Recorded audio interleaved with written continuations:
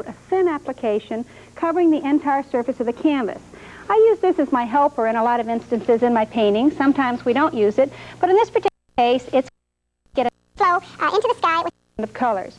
I'm going to start with a fan brush. Now I applied the white with a large 2.5-inch brush, which I'll return to, but I'm going to start with the fan brush and a little touch of cadmium yellow, worked into the white, and once again using my soft white. And I'm going to put a little glow off in the distance, up on the canvas, back down close to the horizon. I'm just kind of sweeping the canvas and putting this real gentle glow area. And it mixes with the white and gives a nice aura. Might add just a touch more yellow back down on the palette. Strengthen that just a little bit so we can make sure you can see it. You can always make it stronger or lighter as you choose at home. But I want you to really see this effect, how we're going to work this sky. And I'm mixing in with the soft white, basic white oil on my canvas. Now I'm going to wipe the brush, add a little more white, go to right next to my yellow, and add a touch of red, looking for a soft pink. With the soft pink worked into the same fan brush, I didn't clean it, I'm just letting a little yellow remain, and I'm going to come up to the canvas and I'm going to start brushing and overlapping back into that last coloring, allowing the two to gently merge and soften together, leaving just that soft glow aura in the middle. Let's go back down to the canvas, add a little more white and red one more time, getting up a nice pink. That's a little too strong. Add a little more white. Not too much paint in the brush. Might wipe it on a paper towel. And once again, skim around, brushing with a sweeping stroke across the sky area. And it mixes with the white and softens down. I want to repeat this coloring into the water area, so I'm going to go down to the palette, same pink, and there's a glow area that I want to establish, and I'm going to just sweep the canvas down all the way to the bottom with the pink. This is setting up the mood of the painting, and we want to do this quickly because it's going to require a little more of the blend. So once again, a horizontal sweep in the glow area. Now I use the fan brush so that I could control the amount of paint that was applied on and also blend slightly as I went. But for larger areas, I want to switch back to that large 2.5-inch blender. We'll set the fan brush down, and I'm going to use a paper towel to gently wipe the yellow off my palette and just leave the little pink area, because I'm going to start mixing together on the large 2.5-inch brush a little of my basic white, a touch of my alizarin crimson, which is a rich deep burgundy red, making a little more shadowed pink effect, and start introducing very softly a touch of my blue, just the tiniest little hint of blue to make that turn a little lavender. Now this will take a few applications going up to the canvas, but as you can see, it's a little different in different value and gives me a nicer glow effect. Okay, back down to the palette, and let's really jump a little richer. We're going to go with more blue and alizarin in the same mixing spot, same brush, making kind of a lavender or violet type color. Come to the canvas and start sweeping the canvas. Look how easily that paint moves onto the canvas, and block in a soft type of effect for the sky. This late evening sky, there's lots of pinks and blues late in the evening. And I'm going to go right through the distance back here, kind of separate the sky and the water with a sweeping horizontal stroke, and then just kind of blend upward. I like to develop the painting gently and softly with little bits of paint rather than heavy applications. This allows that blend mixing that works wet on wet with the oils. Okay, so that begins to put a nice tone to the canvas. We're going to start going a little bit more into dark. It's necessary to get contrast. So as I take a little more Prussian into the same brush and alizarin. Now you may decide to use Prussian and cad red, but I find that the alizarin gives much, much more subtle tone to the purple. Okay, as I work this into the brush, I'm going to come up to the canvas and I'm going to start working from the edges, and I'm going to hold the brush horizontally and just kind of gently press and get a little shadow clouds. I want these too dark because I want the silhouette of those dark palms to have a nice effect. We'll come over to the right and I'll just kind of press. You can even pat that coloring on and make it a little splotchy looking. I want the clouds to be light and wispy and airy. So that gives a nice effect.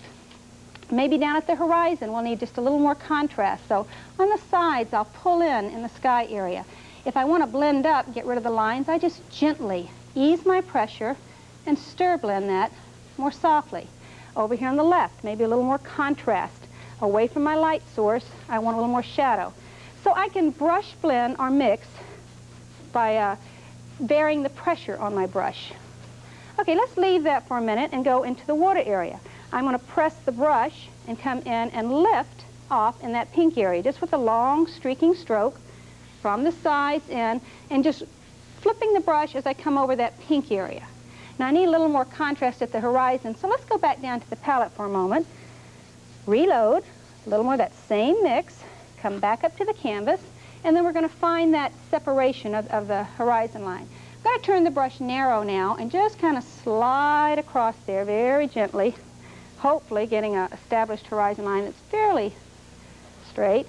Don't want to lose all my pink. And then I'm going to finish toning the canvas down to the bottom edge, just enough to get rid of the white and begin to see the mood of the painting.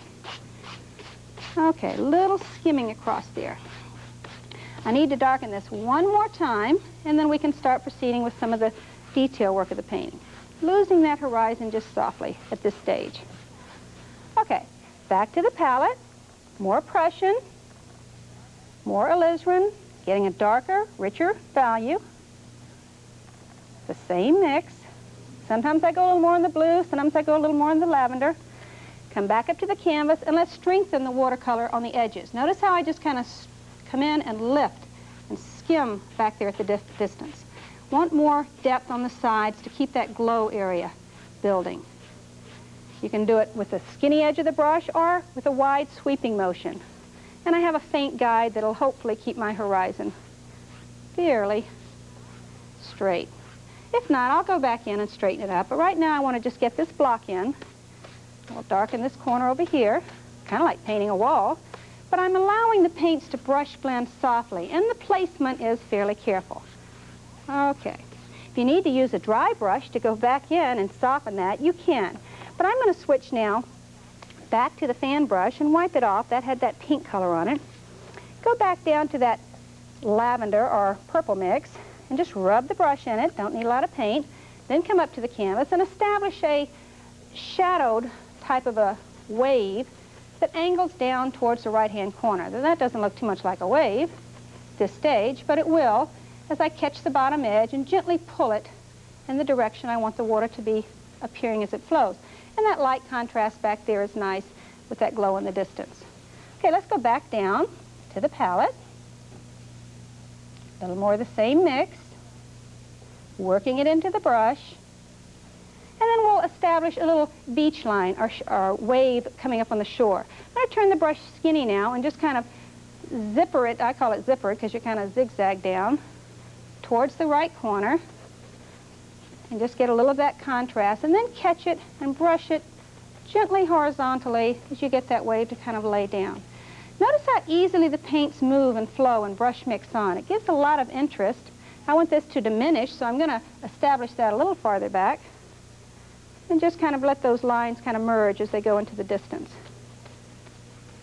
I think my horizon's a little crooked, but at this stage I'm not going to worry too much about that. Notice I can use the fan brush to kind of go back into there. Okay, the mood of the sky and the water has been set, but we need to start finding a few other interesting areas. Let's go in with a little more of that dark mix. This is once again the fan brush, alizarin, Prussian, and now I'm going to add some Van Dyke to really make it almost a black. And we're going to come over here on the left-hand corner and establish a little bit of, it's going to be sand dunes with grass, but I'm just kind of blocking in a feeling of that color so we can have those palms over there. And I'm not using a lot of paint. And see how the values change and I get various tones and effects. We'll even put a little grass by just pressing on the brush and having a little bit of a weeded effect so we can plant those palm trees later. I let lots of little things happen. We'll put light back on the sand and do some interesting effects. But I want to get into those palm trees and finish up the water before I worry about the detail there. In the water, I'm going to switch to a clean, dry fan brush. They find that I have to save time, so a lot of times I have a spare brush back up. But just clean and dry your brush. And we're going to go to a little bit of your titanium white. Just a touch of the basic, which is a softer white. Titanium is tube creamy white, and my basic is a specially formulated soft white that lets my paints move and it stays wet. I'm going to try to create a little crest or wave up on the top. And I'm just going to lightly touch that white on. It'll come off easily with the proper consistency. And just set that up on the top and occasionally catch a little corner of it and pull it down into the wave so you have a little feeling of that ridge or crest of the wave. For the wave on the shore, I would switch tools and I would go to a palette knife. Now, I like the palette knife to do this with titanium because I can get a finer roll of water coming out along the front edge. We have another knife that I want to get to today. I'm squeezing this out and allowing a little bit of a a line of that edge of the paint, creating that highlight. So I spread my white out on my palette, flat. This is titanium. Take a roll of paint on the knife blade, a little more than that, and then we're going to come and squeeze out right on that darker purple value I had, and just kind of press. It's kind of like cake decorating. It really isn't hard once you practice, but I know my students find the knife one of the hardest tools to learn. But with practice, it will become easier and easier. I know that was one of the harder things I had to learn. We need a little highlight back in the distance along the horizon. Sometimes I use a little pink in that, or I can use just plain white, but pink will add a little more interest. When I have more time, I like to add a lot more color variety. We'll come underneath the glow area and just lightly touch that line along the distant horizon, and put some sparkles to create interest back up in there. I'll once again reload the knife, come down, and beneath that wave, there's a little water dancing in there, little chops and waves that you can create. And I'm going to create that in there. You can take a fan brush if you'd like, wipe it out, or start with a clean one, and gently pull that paint. If you find you have little clumps of paint that are a little too heavy, take a fan brush and gently graze horizontally for water lines and stretch the paint. And you'll find it'll become more a part of the painting. Okay, I probably have a little too much white. If I lose my dark, I can always go back. Let me use the dark fan brush and strengthen the shadow underneath the edge of the wave and just tap a little more dark back in and then pull it. So you can build these areas a couple of different times until you feel you have the right effect. What you want to be aware of is you don't need excessive paint. You can always add more paint. Okay, so we have a feeling for the sky and for the water. This is very simple. I'm going to use my finger. I use this all the time sometimes with my students to shape a wave. If I find I don't like the effect, I can go ahead and touch it with my finger. Okay, let's get on to those palm trees. I'm going to be working with the fan brush. This is what I find the best effect. In one of my very first shows a few years ago, I used the fan brush, but I was using the paint a little thicker. I have found, as I've progressed as an artist, to soften this paint with just a touch of your odorless thinner. Keeping soft, creamy paints that move more easily will give you a better effect. So you can experiment with this until you get the result you're looking for. I also have today a little tiny mini fan brush that I call a little specialty brush, and it's a little softer than my bigger brush, and that'll help me get a little tighter detail. I'm using the same purple dark mix with a little touch of brown in it on my palette, and I'm really loading the brush up, and I'm watching the feel of the paint to be soft. Now I'm going to go up and make a decision of where that palm tree is going to be located that silhouettes against the sky. Of course, before I do this, I want to be sure my sky is the way I want it, but we're going to leave it just the way it is. And I'm going to tap a little dot. Now, this is not a perfect dot, but there's going to be one palm, and I'm going to tap a little dot on the other. To me, that's the most important spot for you to be aware of. That's going to be the heart of the palm. If you take your fan brush and you just touch, we're going to make a fuzzy little bat going here, and here's two little funny hairy bats flying in the sky. It's kind of a fun way to do it, but you can, of course, work with this until you don't have to make these little funny arrangements. But it's amazing to see how this develops. I'm also going to put a few other little legs. Now we have a spider growing up. Okay. And we're going to start pulling that paint. So that doesn't look too much like a palm tree. But here's the fun part. I'm going to put a little more paint on the brush, and I'm going to catch that paint, and I'm going to just pull it. And I'm just sliding down that palm and creating these little lines that the fan brush is perfect for, and I get a pretty good silhouette. Look how we progress from here to here. It's very interesting. You can always go back and do detail. I'm going to do the next one, maybe a little smaller stroke, a little less pressure, and try to create a little interest on that palm. Now you can see how I've worked from that dot and tried to establish a palm. What I'm going to do now is change my coloring a little bit. I'm going to add a little extra alizarin to that same brush without cleaning it, a little more on the purple side. And on the side towards the light, I'm going to streak over it a couple of times with a little more of the warm pink, or the alizarin tone. That gives a little more color value. On the shadow side, add a little extra blue to it. And then make the side to the away from your light source a little more shadowed. So that's a fun way to do it. Then, of course, you have your little mini brush that you can go in and make some finer, little tiny. Just pull that paint and make some delicate little movements on the palm frond. The paint should move easily if it isn't a sticky paint. Detail work can come in the form of a liner brush. You have the option of thinning your paint with odorless thinner. Just go down to the same mixing spot that you're working, add a little thinner to it, and pull individual little fronds out one at a time. Now, this can be very tedious, but it's very effective.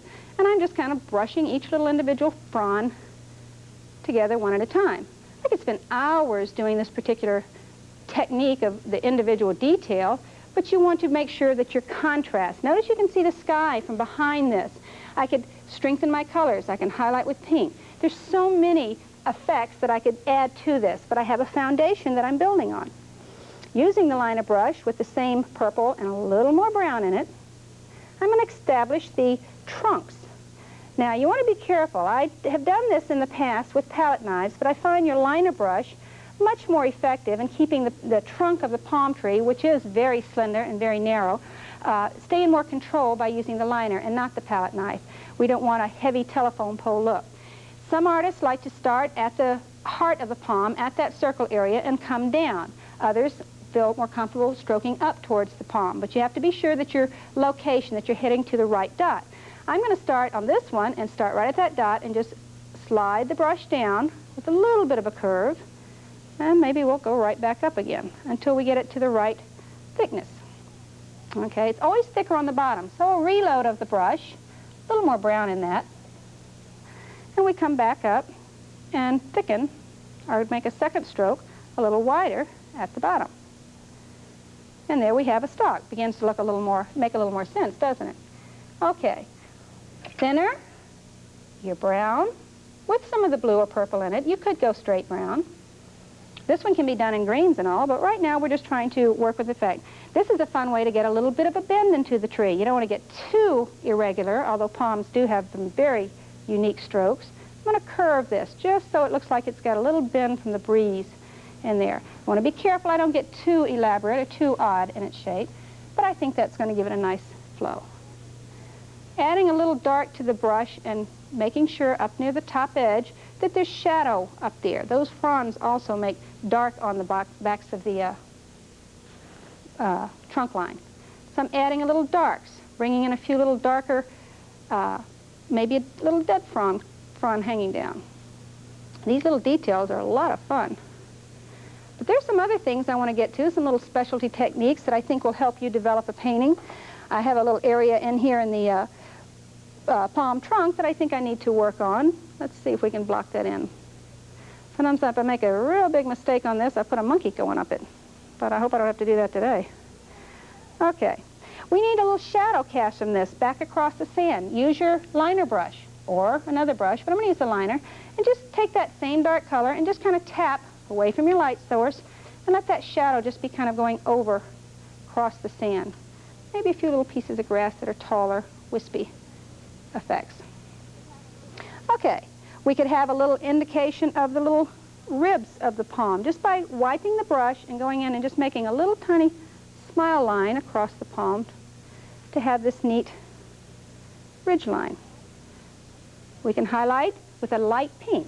Now here's where we can begin to stretch the values of our composition by taking different lights and darks and really giving the object more form with highlight and shadow.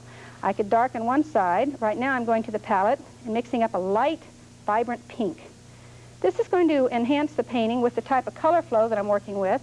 I'm using basic white, a little touch of thinner, to come back in and bring a little glow right on the edge of the trunk closest to my light. And I'm just going to skim from the base up against this dark here and just catch it and have a little bit. If it's too strong, I just tap it with my finger or use the handle of the brush and break it up a little bit. Give it a little texture, a little looseness or roughness.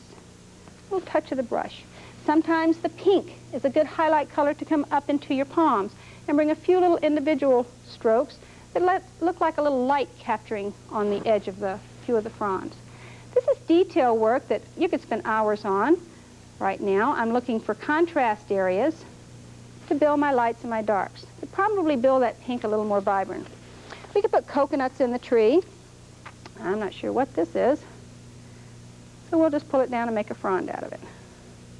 Little tiny strokes. I keep saying I can spend so much time detail, and I want you to be aware of that, to go ahead and take the time that you need to really develop the painting farther. There's some techniques that I like to go over in the bottom of the painting that I find a lot of fun, and to do that you need a little different style knife than your palette knife. I call it a painting knife, and I want to build with some white, and I'm just going to use the bottom of this. This has a little bit of a, we'll come up to the canvas here. This has a little build on it, and it's much more flexible than your stiff knife. And so I'm going to take this white and come down here to the shoreline or the beach line, and I'm going to put a little heavy buildup of paint, and that's with the white. I'm going to go back to my palette and add a little pink to that, and I want to use my titanium this time because I don't want this to get too thin, making the brighter pink, and put some on both sides of that. Now what I'm trying to achieve for this particular technique is a little texturing using and pressing the paint. So if you come in here real close, I'm going to show you how we get a little bit of a crushed shell effect. Or I do this for roads and sometimes even on snow if I want a lot of texture in the snow. I'm taking the bottom of the knife and pressing. And I'm just going to start, you can hear a little bit of a sticky sound. And I'm walking through that as if you're walking on the beach and giving it that little bit of a vibrant movement. It gives a little texturing that lets the paint stand up, and it's quite effective. We'll come right up onto towards the trees and bring a little light back.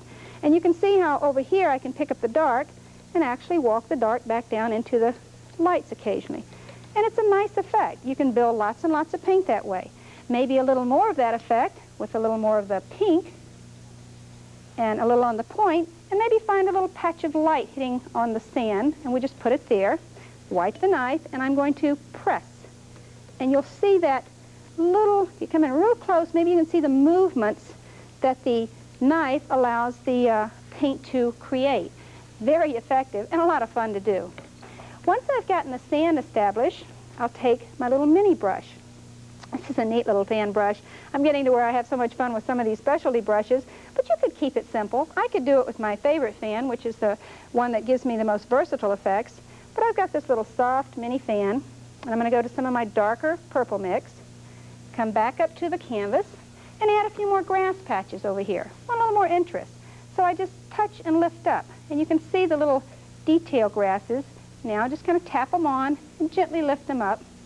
Need a little more paint on that. Back to the palette, more paint, and let's put in a few more grasses. Maybe we'll hide the bottom of the palm tree. A little bit of grass effect. Oops, we don't want to bump into our wave. And just a few more value changes. And you can get some nice, interesting effects.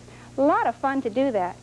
Another real fun effect that I like to do in some of these, and I'm trying to go through these fairly quickly, but you could, of course, spend more time on it, is using your number 16 flat. In this one, I could go back and restructure the waves or work on my distant horizon, but I want to do a few little rocks on the shore, or maybe a few little shells, and then we'll put those birds in. Let's use the number 16. It's clean and dry to begin with, but then I need some moisture. I'm going to use my thinner, leaving it almost drippy, go down to my basic white on one side of the flat of the brush. Now, if you'll come in kind of close on the palette, you'll see that I have one side really loaded with the light. Then I'm going to flip the brush over and kind of, well, we'll wipe it off on the paper towel, and then load it with the brown and purple. So I have what we call a double-loaded brush. And we'll come up to the canvas, and you'll get a better angle of that. This side of the brush has the light on the top, and then on the other side it's the dark, and it's soft paint. Well, if I put the light towards my light source and just come in and do a light little touch, I can get these cute little stones that have the dark on the bottom and the highlight on the top. And you can put little stones or shells, and if you lose the load, you have to take your brush, go back down, and reload it. The harder you put applying the pressure on the canvas, the larger the stones will become. So if you just use the corner or a little tip of the corner, and make a tiny little touch, you get these cute little tiny baby stones. Or press hard, and you get a nice boulder type of effect. And it's really very effective. Let's use the liner and add some birds because I think I'm beginning to run out of time. And I'll use thinner and some of the lavender sky mix and really load that liner brush up with a fluid mixture. Drag it through my basic white and come up to the canvas, putting my white towards the top and make a little arch and an arch. And I get these delicate little seagulls that add so much to the painting. A dark tip on their wings of the darker blue or brown. And we have a finished effect. We just put that little marking that the seagulls have. Okay, I think I could pull a little more body into these birds and maybe add a beak or a few feet, but I think you've gotten a good effect. And work on these things, pull in more detail, have a lot of fun. Change this to greens and a bright sunny day. You don't have to make it a late evening mood scene like I've done. Thank you so much for being with me. Until I see you next time, have fun painting. To get your Paint with Pittard 2 step-by-step instructional guide by Lynne Pittard, send $14.95, check or money order to Paint with Pittard 2, P.O. Box 1713, Department G, Delray Beach, Florida, 33483, or call 1-800-942-4000. Please have your MasterCard, Visa, or American Express card handy. That's $14.95, check or money order to Paint with Pittard 2, P.O. Box 1713, Department G, Delray Beach, Florida, 33483. Price includes postage and handling. This 72-page full-color guide contains the 13 paintings shown in this series. Art is fun for you. It's good for... Coming up this afternoon, good cooking with Julia Child and Jeff Smith, the Frugal Gourmet, the Victory Garden, and the start of a brand new project on This Old House. Stay with us. Your friends can try it too. It's always up to you. Just try it, you'll like it, 'cause art is fun for you. Paint with Pittard 2 with Lynne Pittard was made possible by a grant from Langnickel Artists Brushes and Graphics Plus of Florida Incorporated, publishers of educational and instructional materials.